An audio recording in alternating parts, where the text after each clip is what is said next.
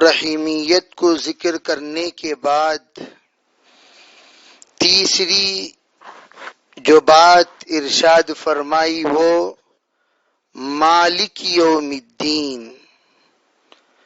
سب سے پہلی بات تو یہ فرمایا میں مالک ہوں.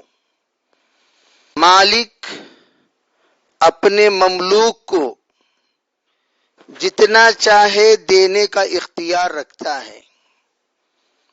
رحم میں بھی اختیار رکھتا ہے، پرسنٹیج کے اعتبار سے جتنی چاہے رحم دے. کرم میں بھی اختیار رکھتا ہے، جتنا چاہے کرم دے. عزت میں بھی اختیار رکھتا ہے، جتنی چاہے عزت دے. اور نعمت میں بھی اختیار رکھتا ہے جتنی. اسی طرح فرمایا میری ملکیت صرف دنیا ہی میں نہیں ہے، آخرت میں بھی میری ملکیت ہے. مالک یوم الدین، آخرت میں بھی اللہ ہی مالک ہے. کیا مطلب؟ عام طور پر رزلٹ کے وقت کون جج ہو، آخری دن فیصلہ کون کرے گا؟ آخری فیصلہ کون کرے گا؟ آخری ججمنٹ کون کرے گا؟ جنت اور جہنم کا اختیار کس کے ہاتھ میں ہوگا؟ صحیح اور غلط کے فیصلے کرنے کا مالک کون ہوگا؟ یہ تمام نعمتوں کا اگر میں رب ہوں تو ان تمام نعمتیں جس دن ختم کی جائیں گی یعنی آخرت. اسی لیے فرمایا دنیا میں جو اللہ کے کم پر راضی ہو جائے اللہ تعالی آخرت میں اس کے کم عمل سے بھی راضی ہو. اللہ تعالی آخرت میں اس کے زیادہ عمل سے بھی راضی نہیں ہو. جو دنیا میں کم عمل پر خوش ہو جاتا ہے اس کو خوش نصیب کہتے ہیں. کسی بزرگ سے کہا خوش نصیب اور بد نصیب میں کیا فرق؟ عام طور پر لوگوں کا تصور ہے خوش نصیب وہ ہے جو زیادہ سے زیادہ ملنے پر خوش ہو جائے، بد نصیب وہ ہے جو نہ ملنے پر روتا رہے اور افسوس اور اپنے آپ پر ماتم کرتا رہے اسے. بلکہ خوش نصیب وہ ہے، نصیب کہتے ہیں تقدیر کو، نصیب کہتے ہیں اپنے حصے کو. جیسے کہا جاتا ہے ارے بھائی میرے نصیب میں جو تھا وہ ملا. نصیب کے معنی قدر. اللہ نے جتنی مقدار میرے لیے طے کر دی، اگر تو اللہ کی دی ہوئی نعمتوں چاہے وہ کم ہو یا زیادہ تو بد نصیب، یعنی تیرے حصے سے تو خوش نہیں ہے، تو راضی نہیں ہے.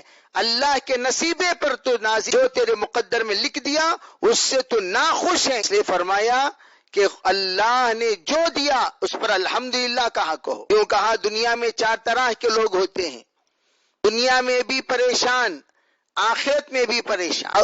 نہ ایمان کی توفیق ہوئی، نہ اعمال کی توفیق، نہ اللہ کی تابعداری کی توفیق ہوئی، نہ اللہ کی وفاظ دین ہے نہ دنیا ہے.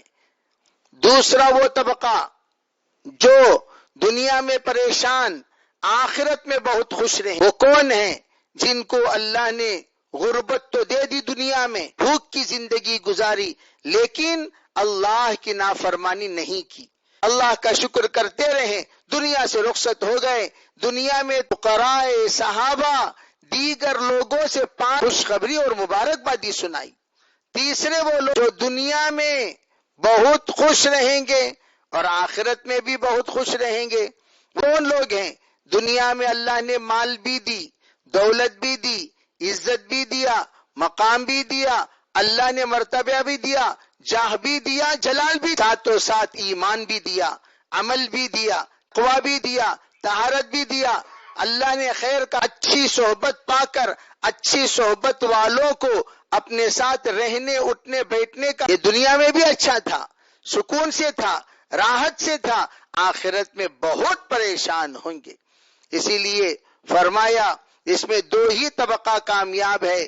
ان دونوں میں دیکھا جائے کون؟ جو دنیا میں اسی لیے کہا گیا اللہ مالک ہے. تو کیا مطلب؟ اللہ عزت بھی بانٹتا ہے، اللہ نعمتیں بھی بانٹتا ہے. اللہ تو جو بھی اللہ نے طے کر دیا اس پر ہمیشہ الحمدللہ کہنے کی عادت ڈالنی چاہیے. یہ کہا مالک یوم الدین، دنیا کا بھی وہی مالک ہے، آخرت کا فیصلہ کیسا کرے گا؟ ایک ترازو رکھ کر فیصلہ. بندے جا کر اللہ سے کہیں گے یا اللہ آپ نے اسے دیا مجھے نہیں دیا، یا اللہ آپ نے اسے دیا مجھے نہیں دیا. اللہ تعالیٰ پوچھیں گے تو بندہ کہے گا مجھے یہ نہیں دیا، یہ نہیں دیا، یہ میں نے تجھے عزت نہیں دی. ایک طرف اس کو اللہ نے دی وہ اللہ رکھے گا، اور ایک طرف اس بندے کا عمل رکھے گا. اس بندے کا اس کے اخلاق مختصر تھے، عزت اللہ نے اتنی بڑی دے دی. یعنی اللہ نے عزت دی، مال سے بھی بڑھ کر اللہ نے اسے سخی بنا دیا. اللہ نے اس کے علم سے بڑھ کر اس سے کام لے رہا ہے. گویا اللہ اور کہے گا تو نے اس بات پر شکایت نہیں کی، صبر کیا. وہ صبر کا بدلہ یہ ہے، یہ ہے، یہ ہے، یہ ہے. جنت کے نعمتوں کو اللہ گنواتا چلا جائے گا. جب دعا کریں گے تو دعا بہت ساروں کی قبول ہو جائے، بہت خوش ہوں گے. بہت ساروں کی قبول نہیں ہوگی، بہت غمگین ہوں گے. اللہ کی طرف سے یوں کہا ارے بھائی اللہ نے تمہیں جو عزت دی، مقام دیا، مرتبہ دیا، اب دیکھو تمہاری دعا جو قبول ہوئی ہے وہ یہ ہے. تمہاری دعا جو قبول نہیں، کاش کیے میری دعا کوئی بھی قبول نہ ہوئی ہوتی تو کتنا اچھا تھا. میرے عزیز بھائیوں، مالک یوم الدین اسی کو کہتے ہیں.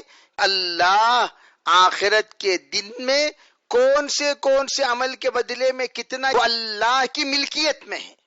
بعض مرتبہ اللہ اس کا عمل چھوٹا آپ اس کا اجر بڑھا دیے، میرا عمل بڑا مجھے اجر چھوٹا دیے. یہ کئی کو 2 گرام کا اس کا عمل 2 کلو کا، تو کس کا وزن بڑا؟ تیرا عمل بڑا ہے روح کے وزن میں. اس کے لیے قرآن یوں کہتا ہے وَنَزَعُ الْمَوَازِينَ. امام بخاری رحمت اللہ علیہ نے سب سے آخر میں جو باب امام بخاری رحمت اللہ علیہ فرماتے ہیں، ہم اللہ جل جلالہ امن والہ کیا کہے گا اللہ تعالیٰ؟ آخر میں یوں کہے گا کتاب التوحید میں، آخر میں اللہ تعالیٰ کہیں گے وَنَزَعُ الْمَوَازِينَ الْقِسْطَ، ہم ترازو قائم کریں گے، انصاف والا ترازو، عدل والا ترازو.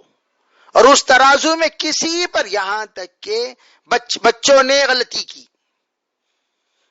ماں نے کچھ برا کہا یعنی ڈانٹا، تو اس کی غلطی اور ڈانٹ کو بھی اللہ تولے گا. حضرت عمر رضی اللہ تعالیٰ عنہ کے زمانے میں ایک شخص نے اپنے غلام کو پیٹا. حضرت عمر نے بلایا، اور حضور کے زمانے میں بھی یہ واقعہ پیش آیا. فرمایا دیکھ حشر کے میدان میں اللہ تیرے غلاموں کے اور تیرے غلاموں کے غلطیوں کو اللہ تول لے گا. اگر مار کم ہو جائے اللہ تجھے معاف کر دے گا. تو کیا مطلب؟ ابھی اللہ کے یہاں جب تولنے کا وقت آئے گا ہر چیز اللہ تولیں گے. اسی لیے فرمایا وَنَزَعُ الْمَوَازِينَ الْقِسْطَ. بعض لوگ فرماتے ہیں اس سے مراد حقیقی ترازو ہے، حقیقت میں اللہ تولے گا، اس لیے کہ ہر چیز ہر عمل کو اللہ تعالی جامد بنا دے گا، چیزوں کی شکل میں بنا دے گا. ہر عمل کو ایک مثالی بنا دے گا، ایک وزنی بنا دے گا. اور بھئی نماز لے آؤ، نماز لے آ کر رکھو، روزہ لے آؤ، روزہ لے آ کر. ہر ایک انسان کہ ہم نے جو عمل کیا وہ کون سی شکل میں لا کر رکھا جا رہا ہے. جو عمل ہم نے نعوذ باللہ من ذالک ریاکاری کے ساتھ کیا وہ پرانے کپڑوں کی طرح لا کر رکھا، اچھے انداز میں کیا خوبصورت چیزوں کی شکل میں لا کر رکھا جائے گا. یہ فرمایا. کہا جو 2 پلڑے ہوں گے وہ ایک پلڑا ہوگا نورانی، ایک پلڑا ہوگا بالکل سیاہ کالا. نیکیوں کا تولے جانے والا پلڑا ہوگا جس میں نیکیاں تولی جائیں گی، اور برائیاں جس میں تولی جائیں گی وہ بالکل کالا ہوگا. اس کی مثال علماء نے اسی دی. فرمایا ہمیشہ یاد رکھو وزن جو ہوتا ہے وہ اچھی چیزوں کا ہوتا ہے، گندی چیزیں پھسپھسے ہوا کرتی ہیں، گندی چیزوں کو تولا بھی نہیں جاتا. ارے ہم پوچھتے ہیں کتنے گرام کا سونا، کتنے کلو کا نہیں، کیوں گرام کا حساب. ہیرا کتنے گرام کا ہیرا، کوئی یہ نہیں پوچھا کتنے کلو کا کچرا پوچھتا ہے. تمہیں روزانہ تمہارے گھر میں کتنے کلو کا کچرا، کوئی کچرا تول کے بھیجتا ہے؟ کچرا تول کے دیتا ہے؟ کچرا کوئی تولتے ہیں؟ علماء فرماتے حقیقت میں تولا جو جائے گا وہ نیکیوں کو. یہ بھی دیکھو اللہ کا کیسا، اللہ نے گناہوں کو بے وزن بنایا اور اللہ نے نیکیوں کو وزندار بنایا. زندگی بھر بندہ گناہ کرے، اگر دل سے ایک بار استغفار کر، معمولی چیز نہیں. وہ کلمہ جو اس نے توبہ استغفار کرتے ہوئے موت سے پہلے پہلے پڑھ لیا کرتا ہے، عمر ٹوٹ گئی. شیطان چلانے لگا، چیخنے لگا، واہ ویلا کرنے، ایسا چیختے چلاتے کیوں ہو؟ تو کہنے لگا ارے پتا نہیں تم لوگوں کو استغفار نازل. استغفار کیا چیز ہے؟ کہا تم 100 سال بھی. بہت صدمہ ہوا شیطان کو استغفار کے نزول پر. اس لیے کہ اللہ نے نیکیوں پر برائیوں پر غالب نیکیوں کو کیا ہے. تو خیر انشاءاللہ وہ نیکیاں اللہ کے دربار میں تولی جائیں گی، اور جس وقت تولی جائیں گی وہ نیکیوں کا وزن ہوگا. اور وزن کتنا ہوگا؟ وزن ان کے اخلاص کے بقدر ہوگا. اسی لیے مالک یوم الدین، یوم جزا کا مالک، مالک اپنے ملکیت میں جتنا چاہے تصرف کرنے کا حق رکھتا ہے، اس کے باوجود اللہ ترازو رکھ کر بندوں کو تسلی دے گا. ہم آج کسی تمہاری نیکی دیکھو، تمہاری برائی دیکھو، تمہاری نیکی دیکھو، تمہاری برائی دیکھو. جب دیکھے گا تو سمجھ میں آئے گا اوہو میں تو گیا جہنم میں. تو اللہ کہے گا میرے فضل سے تو جنت میں چلا جا. بنی اسرائیل کے ایک آدمی کا واقعہ حدیث میں منقول ہے. پوچھے گا اتنی نیکیاں کیا نا میں، کیا تیرا فضل لے؟ تیرا فضل سے کیوں بول رہا ہے؟